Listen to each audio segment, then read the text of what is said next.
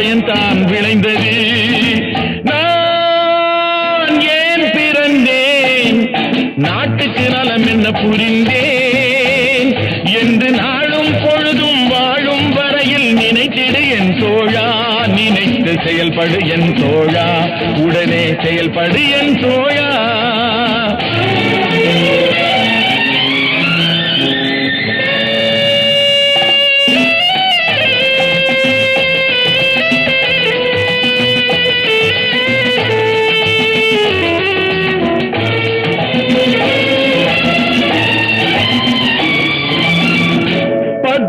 திங்கள் சுமந்தாளே அவள் பெருமைப்பட வேண்டும்.